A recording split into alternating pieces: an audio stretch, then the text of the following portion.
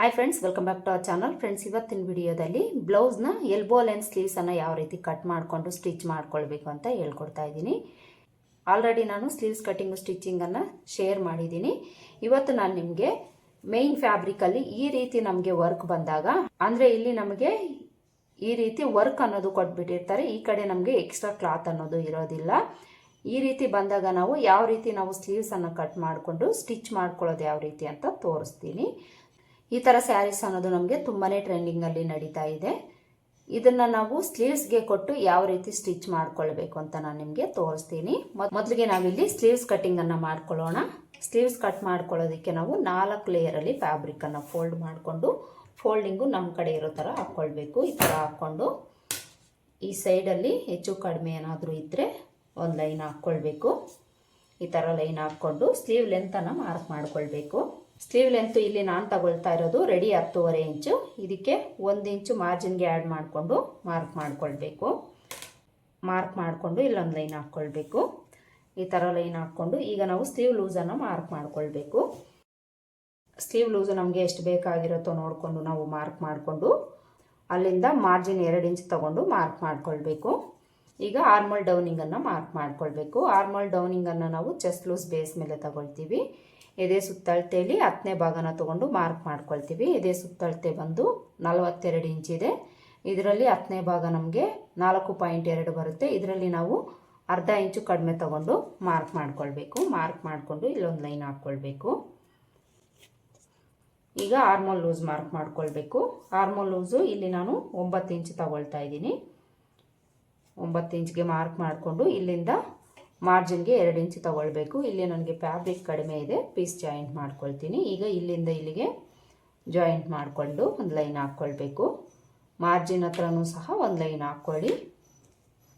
ಈಗ ಇದು elbow length sleeves ಆಗಿರೋದ್ರಿಂದ ಇಲ್ಲಿ ನಾವು ಒಂದು 1/4 ಇಂಚಷ್ಟು ಒಳಗಡೆಗೆ ಮಾರ್ಕ್ ಮಾಡ್ಕೊಳ್ಬೇಕು. ಈ ಥರ ಮಾರ್ಕ್ ಮಾಡಿಕೊಂಡು ಈಗ ನಾವು ಸ್ಲೀವ್ ಶೇಪನ್ನು ಡ್ರಾ ಮಾಡ್ಕೊಳ್ಬೇಕು. ಸ್ಲೀವ್ ಶೇಪ್ ಡ್ರಾ ಮಾಡ್ಕೊಳ್ಳೋದಕ್ಕೆ ನಾವು ಇಲ್ಲಿಂದ 2 ಇಂಚು ವಿಡ್ತ್ ತಗೊಂಡು ಮಾರ್ಕ್ ಮಾಡ್ಕೊಳ್ಬೇಕು. ಇದು ದೊಡ್ಡ ಅಳತೆ ಆಗಿರೋದ್ರಿಂದ ಇಲ್ಲಿ ನಾವು 2 ಇಂಚು ವಿಡ್ತ್ ತಗೊಂಡು ಮಾರ್ಕ್ ಮಾಡ್ಕೊಳ್ಬೇಕು. ಮಾರ್ಕ್ ಮಾಡಿಕೊಂಡು ನಿಮ್ಮ ಹತ್ರ ಕರ್ವ್ ಸ್ಕೇಲ್ ಇದ್ದರೆ ಆ ಸ್ಕೇಲನ್ನು ಇಟ್ಕೊಂಡು ನೀವು ಒಂದು ಶೇಪನ್ನು ಡ್ರಾ ಮಾಡ್ಕೊಳ್ಳಿ. ಸ್ಕೇಲ್ ಇಲ್ಲ ಅಂದರೆ ಬೈ ಹ್ಯಾಂಡಿಂದ ಯಾವ ರೀತಿ ಮಾರ್ಕ್ ಮಾಡ್ಕೊಳ್ಬೇಕು ಅಂತ ನಾನು ತುಂಬ ವಿಡಿಯೋಸಲ್ಲಿ ತೋರಿಸಿದ್ದೀನಿ. ಆ ವಿಡಿಯೋಸನ್ನು ನೋಡಿ ನೀವು ಮಾರ್ಕ್ ಮಾಡಿಕೊಂಡು ಕಟ್ ಮಾಡ್ಕೊಳ್ಳಿ. ಇದು ನಮಗೆ ಬ್ಯಾಕ್ ಶೇಪು.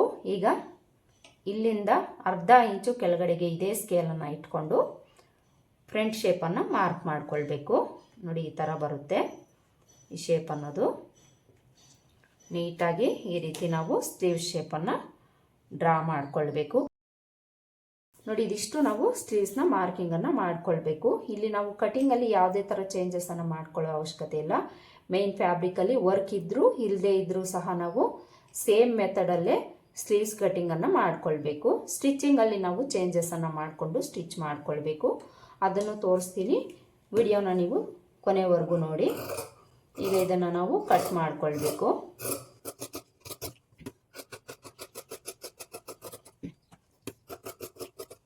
ಈ ಥರ ಕಟ್ ಮಾಡಿಕೊಂಡು ಇದೇ ಪೀಸನ್ನು ನಾನಿಲ್ಲಿ ಅಟ್ಯಾಚ್ ಮಾಡ್ಕೊಳ್ತೀನಿ. ಈಗ ಈ ಮಿಡಿಲಲ್ಲಿ ಒಂದು ನಾಚ್ ಹಾಕ್ಕೊಳ್ಳಿ. ಆರ್ಮೋಲ್ ಲೂಸ್ ಹತ್ರ ಒಂದು ನಾಚ್ ಹಾಕ್ಕೊಳ್ಳಿ. ಈಗ ಇದನ್ನು ನಾವು 2 ಲೇಯರಲ್ಲಿ ಓಪನ್ ಮಾಡಿಕೊಂಡು ಫ್ರಂಟ್ ಶೇಪನ್ನು ಕಟ್ ಮಾಡ್ಕೊಳ್ಬೇಕು.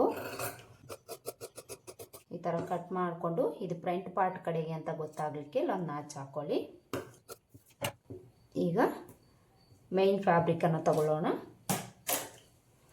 ಮೈನ್ ಫ್ಯಾಬ್ರಿಕನ್ನು ತಗೊಂಡು ಇಲ್ಲಿ ನಮಗೆ ಸ್ಲೀವ್ಸ್ಗೆ ವರ್ಕ್ ಬಂದಿದೆಯಲ್ಲ, ಇದನ್ನು ನಾವು ಈ ಥರ ಫೋಲ್ಡ್ ಮಾಡ್ಕೊಳ್ಬೇಕು. 4 ಲೇಯರಲ್ಲಿ ನಾವು ಫೋಲ್ಡ್ ಮಾಡ್ಕೊಳ್ಬೇಕು. ಇದನ್ನು ಸಹ ಮೊದಲಿಗೆ ಈ ಥರ 2 ಲೇಯರಲ್ಲಿ ಫೋಲ್ಡ್ ಮಾಡ್ಕೊಳ್ಳಿ. ಇದನ್ನು ಮತ್ತೆ ಇನ್ನೊಂದು ಫೋಲ್ಡ್ ಮಾಡ್ಕೊಳ್ಬೇಕು. ಇಲ್ಲಿ ನೋಡಿ, ಈ ವರ್ಕ್ ಅನ್ನೋದು ನಮಗೆ ತುಂಬಾ ಕಡಿಮೆ ಬರ್ತಾ ಇದೆ. ಇದಕ್ಕೆ ನಾವು ಪೀಸನ್ನು ಜಾಯಿಂಟ್ ಮಾಡ್ಕೊಳ್ಬೇಕು. 4 ಲೇಯರಲ್ಲಿ ಫೋಲ್ಡ್ ಮಾಡಿಕೊಂಡು ಲೈನಿಂಗನ್ನು ತಗೊಂಡು ಇದ್ರ ಮೇಲೆ ಇಟ್ಟು ಸುತ್ತಲೂ ಒಂದು 1/2 ಇಂಚು ಎಕ್ಸ್ಟ್ರಾ ಇರೋ ಥರ ನಾವು ಇದನ್ನು ಕಟ್ ಮಾಡ್ಕೊಳ್ಬೇಕು.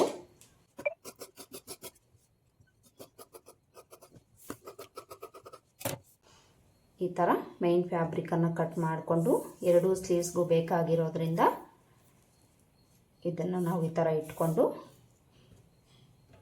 ಇಲ್ಲಿಗೆ ಕಟ್ ಮಾಡ್ಕೊಳ್ಬೇಕು.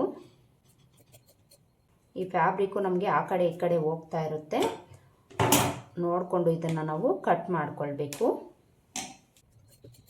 ತುಂಬಾ ಜಾರೋಗೋ ಕ್ಲಾತ್ ಇದು. ಇದನ್ನು ನಾವು ಕೇರ್ಫುಲ್ಲಾಗಿ ಕಟ್ ಮಾಡಿಕೊಂಡು ಸ್ಟಿಚ್ ಮಾಡ್ಕೊಳ್ಬೇಕು. ಈಗ ಇದನ್ನು ನಾವು ಸ್ಟಿಚ್ ಮಾಡ್ಕೊಳ್ಳೋದು ಯಾವ ರೀತಿ ಅಂತ ನೋಡೋಣ. ನೋಡಿ, ಸ್ಟಿಚ್ಚಿಂಗಲ್ಲಿ ನಾವು ಮೊದಲಿಗೆ ಲೈನಿಂಗನ್ನು ತಗೊಂಡು ಲೈನಿಂಗಿಗೆ ಪೀಸನ್ನು ಜಾಯಿಂಟ್ ಮಾಡ್ಕೊಳ್ಳೋಣ. ಲೈನಿಂಗಲ್ಲಿ ಒಂದು ಸ್ಲೀವ್ಸನ್ನು ತಗೊಂಡು ಪೀಸನ್ನು ಜಾಯಿಂಟ್ ಮಾಡಿಕೊಳ್ಬೇಕು. ಒಂದು 1/4 ಇಂಚ್ ಮಾರ್ಜಿನ್ ಇಟ್ಕೊಂಡು ಸ್ಟಿಚ್ ಮಾಡಿಕೊಳ್ಬೇಕು.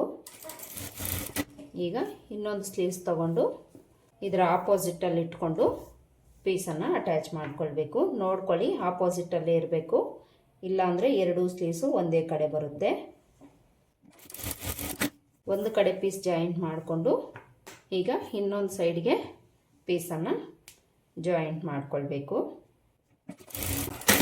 2 ಕಡೆ ಪೀಸ್ ಜಾಯಿಂಟ್ ಮಾಡ್ಕೊಂಡು ಈ ಪೀಸನ್ನು ಓಪನ್ ಮಾಡಿಕೊಂಡು ಮೇಲೆ ಒಂದು ಟಾಪ್ ಸ್ಟಿಚ್ ಹಾಕ್ಕೊಳ್ಬೇಕು. ಈ ಥರ ಪೀಸನ್ನು ಅಟ್ಯಾಚ್ ಮಾಡಿಕೊಂಡು ಈಗ ಇಲ್ಲಿ ನಮಗೆ ಎಷ್ಟು ಬೇಕಾಗಿರುತ್ತೋ ಅಷ್ಟು ಕ್ಲಾತನ್ನು ಬಿಟ್ಟು ಉಳಿದಿರೋದನ್ನು ಕಟ್ ಮಾಡಿಕೊಳ್ಬೇಕು. 2 ಸ್ಲೀವ್ಸ್ಗೂ ಈ ಥರ ಪೀಸನ್ನು ನಾವು ಜಾಯಿಂಟ್ ಮಾಡಿಕೊಂಡು ಈಗ ಮೇನ್ ಫ್ಯಾಬ್ರಿಕ್ ತಗೊಳ್ಬೇಕು. ಮೇನ್ ಫ್ಯಾಬ್ರಿಕ್ಕನ್ನು ತಗೊಂಡು ಇದಕ್ಕೂ ಸಹ ನಾವು ಪೀಸನ್ನು ಅಟ್ಯಾಚ್ ಮಾಡಿಕೊಳ್ಬೇಕು. ಇಲ್ಲಿ ನಮಗೆ ವರ್ಕ್ ಅನ್ನೋದು ಇರುತ್ತೆ. ಈ ವರ್ಕ್ ಅನ್ನೋದು ಇದ್ದಾಗ ನಾವು ಈ ಪೀಸನ್ನು ಜಾಯಿಂಟ್ ಮಾಡ್ಕೊಳ್ಳೋದಕ್ಕೆ ಆಗೋದಿಲ್ಲ. ಸ್ವಲ್ಪ ನಾವು ಇದನ್ನು ರಿಮೂವ್ ಮಾಡಿಕೊಳ್ಬೇಕು.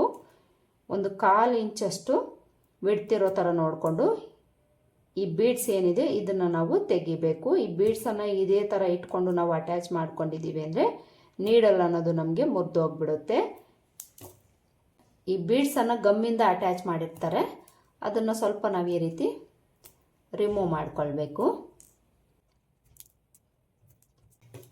ಬೀಡ್ಸ್ ಇದ್ದಾಗ ನಾವು ಸ್ಟಿಚ್ ಮಾಡ್ಕೊಳ್ಳೋದಕ್ಕೆ ಆಗೋದಿಲ್ಲ, ಅದಕ್ಕೋಸ್ಕರ ಈ ಥರ ಒಂದು ಸ್ವಲ್ಪ ದೂರ ರಿಮೂವ್ ಮಾಡಿಕೊಳ್ಬೇಕು. ರಿಮೂವ್ ಮಾಡಿಕೊಂಡು ಇದಕ್ಕೆ ನಾವು ಪೀಸನ್ನು ಅಟ್ಯಾಚ್ ಮಾಡಿಕೊಳ್ಬೇಕು.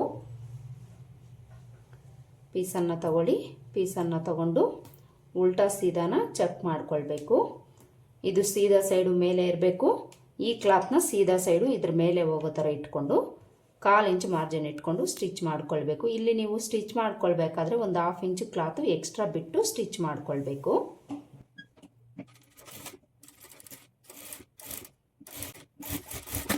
ನೋಡಿ, ಈ ಥರ ಅಟ್ಯಾಚ್ ಮಾಡಿಕೊಂಡು ಇದನ್ನು ಓಪನ್ ಮಾಡಿಕೊಂಡು ಇದ್ರ ಮೇಲೆ ಟಾಪ್ ಸ್ಟಿಚ್ ಹಾಕ್ಕೊಳ್ಬೇಕು.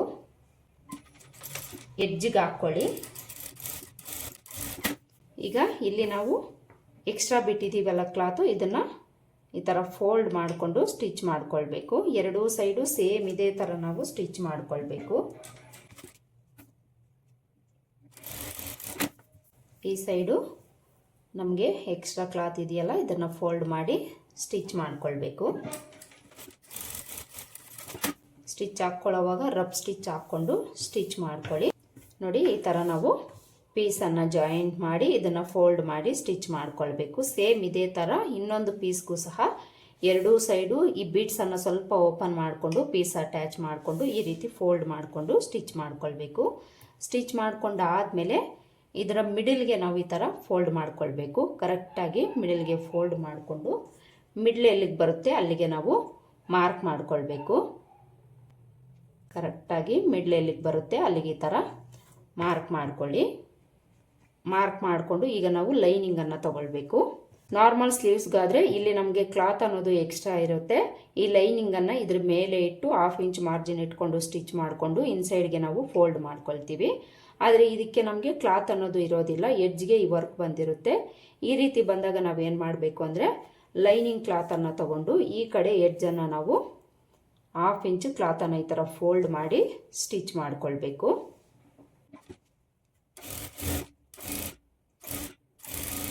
ನೋಡಿ, ಈ ಥರ ಸ್ಟಿಚ್ ಮಾಡಿಕೊಂಡು ಇದನ್ನು ಸಹ ಈ ಥರ ಫೋಲ್ಡ್ ಮಾಡಿಕೊಂಡು ಮಿಡಿಲ್ ಎಲ್ಲಿಗೆ ಬರುತ್ತೆ ಅಲ್ಲಿಗೆ ಮಾರ್ಕ್ ಮಾಡ್ಕೊಳ್ಳಿ. ಮಿಡಿಲ್ ಎಲ್ಲಿಗೆ ಬರುತ್ತೆ ಅಲ್ಲಿಗೆ ಮಾರ್ಕ್ ಮಾಡಿಕೊಂಡು ಮೇನ್ ಫ್ಯಾಬ್ರಿಕ್ಕನ್ನು ಉಲ್ಟಾ ಸೈಡ್ ಮೇಲೆ ಬರೋ ಥರ ಹಾಕ್ಕೊಳ್ಳಿ. ಈ ಥರ ಹಾಕ್ಕೊಂಡು ಈ ಲೈನಿಂಗಲ್ಲಿ ಕೂಳೆ ಇರುತ್ತೆ ಅಲ್ವಾ, ಈ ಕೂಳೆ ಕೆಳಗಡೆ ಹೋಗೋ ಥರ ಇಟ್ಕೊಳ್ಬೇಕು.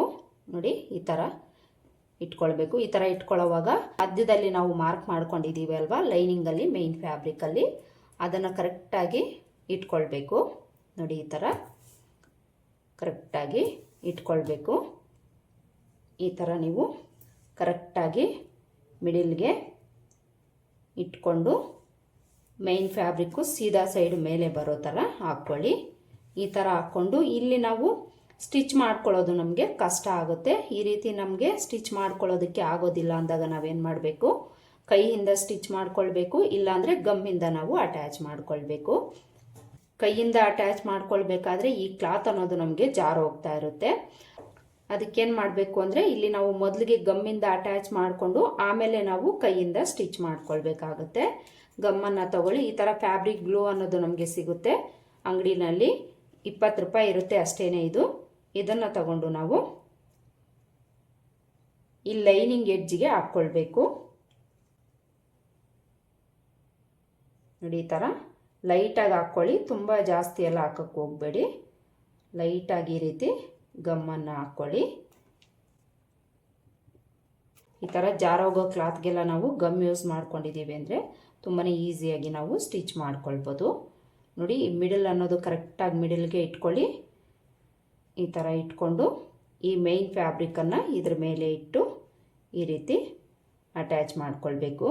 ಲೈನಿಂಗ್ ಅನ್ನೋದು ನಮಗೆ ಟಾಪ್ ಸೈಡ್ಗೆ ಕಾಣಿಸ್ಬಾರ್ದು, ನೋಡ್ಕೊಳ್ಳಿ. ಕಾಣಿಸ್ದಂಗೆ ನಾವು ಈ ಮೇನ್ ಫ್ಯಾಬ್ರಿಕನ್ನು ಇಟ್ಟು ಈ ಗಮ್ಮಿಂದ ಅಟ್ಯಾಚ್ ಮಾಡ್ಕೊಳ್ಬೇಕು. ನೀಟಾಗಿ ರೀತಿ ಗಮ್ಮಿಂದ ನೀವು ಇದನ್ನು ಅಟ್ಯಾಚ್ ಮಾಡ್ಕೊಳ್ಳಿ. ಈ ಥರ ಗಮ್ ಹಾಕ್ಕೊಂಡು ಸ್ವಲ್ಪ ಒಂದು 5 ನಿಮಿಷ ಇದನ್ನು ನಾವು ಸೈಡ್ಗೆ ಇಟ್ಟಿದ್ದೀವಿ ಅಂದರೆ ಅಟ್ಯಾಚ್ ಆಗಿಬಿಟ್ಟಿರುತ್ತೆ. ನಿಮಗೆ ಟೈಮ್ ಇಲ್ಲ, ಇಮಿಡಿಯೇಟಾಗಿ ಇದು ನಮಗೆ ಅಟ್ಯಾಚ್ ಆಗಬೇಕು ಅಂದರೆ ಐರನ್ ಬಾಕ್ಸನ್ನು ಒಂಚೂರು ನೀವು ಹೀಟ್ ಮಾಡಿಕೊಂಡು ಇದ್ರ ಮೇಲೆ ಐರನ್ ಮಾಡಿದ್ದೀರಿ ಅಂದರೆ ನೀಟಾಗಿ ಇದು ನಿಮಗೆ ಕೂತ್ಕೊಳ್ಳುತ್ತೆ. ಐರನ್ ಬಾಕ್ಸನ್ನು ಸ್ವಲ್ಪ ನೀವು ಹೀಟ್ ಮಾಡಿಕೊಂಡು ಈ ರೀತಿ ಇದ್ರ ಮೇಲೆ ನೀವು ಇಟ್ಕೊಳ್ಬೇಕು. ಈ ಥರ ಮೇಲೆ ಒಂದು ಸಲ ಹೀಟ್ ಮಾಡಿಕೊಂಡು ಉಲ್ಟಾ ಸೈಡ್ಗೆ ತಿರುಗಿಸ್ಕೊಳ್ಳಿ. ಉಲ್ಟಾ ಸೈಡ್ಗೆ ತಿರುಗಿಸ್ಕೊಂಡು ಒಂದು ಸಲ ನೀವು ಐರನ್ ಮಾಡ್ಕೊಳ್ಳಿ. ಈ ಥರ ನಾವು ನೀಟಾಗಿ ಅಟ್ಯಾಚ್ ಮಾಡ್ಕೊಳ್ಬೇಕು. ನೋಡಿ ಇಲ್ಲಿ ನಮಗೆ ಎಷ್ಟು ಬೇಗ ಅಟ್ಯಾಚ್ ಆಯಿತು. ಐರನ್ ಬಾಕ್ಸಿಂದ ನಾವು ಹೀಟ್ ಮಾಡಿಕೊಂಡು ಈ ರೀತಿ ಐರನ್ ಮಾಡ್ಕೊಂಡಿದ್ದೀವಿ ಅಂದರೆ ಬೇಗನೆ ನಮಗೆ ಅಟ್ಯಾಚ್ ಆಗುತ್ತೆ. ಈ ಥರ ಅಟ್ಯಾಚ್ ಮಾಡ್ಕೊಂಡಾದಮೇಲೆ ಈಗ ನಾವು ಲೈನಿಂಗು ಮೇನ್ ಫ್ಯಾಬ್ರಿಕನ್ನು ಅಟ್ಯಾಚ್ ಮಾಡ್ಕೊಳ್ಬೇಕು. ಲೈನಿಂಗು ಮೇನ್ ಫ್ಯಾಬ್ರಿಕನ್ನು ಅಟ್ಯಾಚ್ ಮಾಡ್ಕೊಳ್ಬೇಕಾದ್ರೂ ಸಹ ನೀವು ಗಮ್ಮಿಂದನೇ ಅಟ್ಯಾಚ್ ಮಾಡ್ಕೊಳ್ಳಿ. ಈ ಥರ ಜಾರೋಗೋ ಕ್ಲಾತ್ ಆದರೆ, ನಾರ್ಮಲ್ ಕ್ಲಾತ್ ಆದರೆ ನೀವು ಈಸಿಯಾಗಿ ಮಿಷಿನಲ್ಲಿ ಸ್ಟಿಚ್ ಮಾಡಿಕೊಂಡು ಅಟ್ಯಾಚ್ ಮಾಡ್ಕೊಳ್ಬೋದು. ಈ ಥರ ಜಾರೋಗೋ ಕ್ಲಾತ್ ಆದರೆ ನೀವು ಗಮ್ಮಿಂದನೇ ಅಟ್ಯಾಚ್ ಮಾಡ್ಕೊಳ್ಳಿ. ಈ ಮೈನ್ ಫ್ಯಾಬ್ರಿಕನ್ನು ಈ ಥರ ತೆಗೆದುಬಿಟ್ಟು ಸುತ್ತಲೂ ಗಮ್ಮನ್ನು ಹಾಕ್ಕೊಳ್ಳಿ.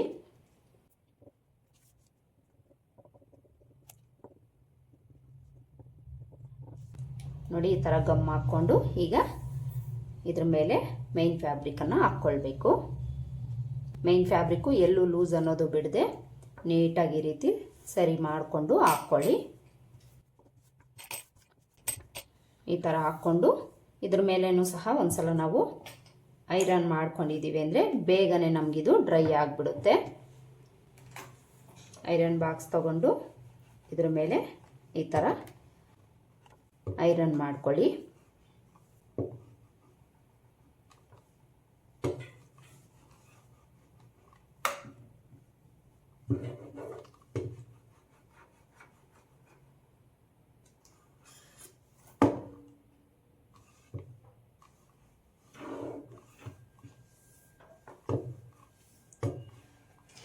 ಇನ್ಸೈಡ್ಗೆ ತಿರುಗಿಸ್ಕೊಂಡು ಬೇಕಿದ್ರೆ ಇನ್ನೊಂದು ಸಲ ನೀವು ಐರನ್ ಮಾಡ್ಕೊಳ್ಳಿ. ಬೇಗನೆ ನಿಮಗೆ ಅಟ್ಯಾಚ್ ಆಗುತ್ತೆ.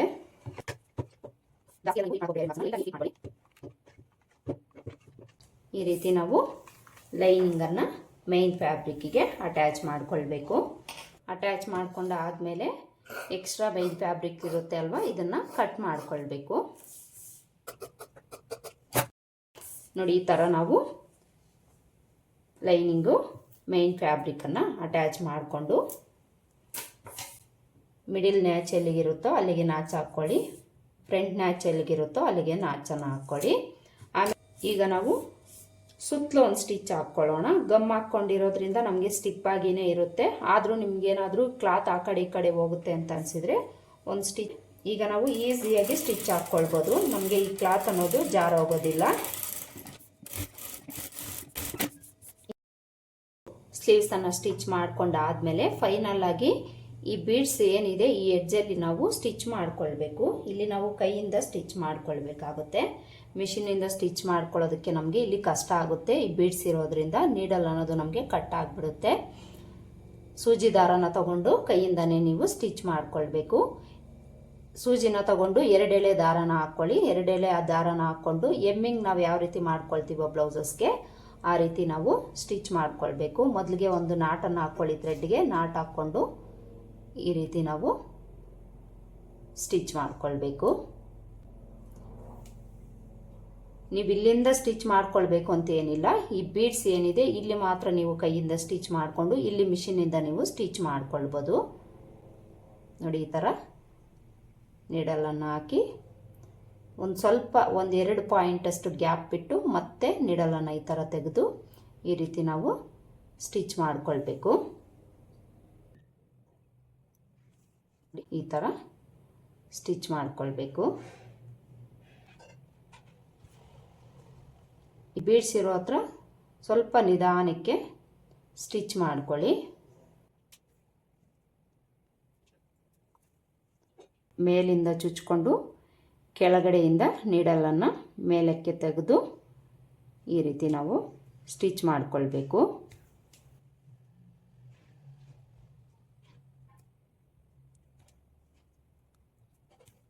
ಇದೇ ಥರ ನಾವು ಕೊನೆವರೆಗೂ ಸಹ ಸ್ಟಿಚ್ ಮಾಡ್ಕೊಳ್ತಾ ಹೋಗಬೇಕು.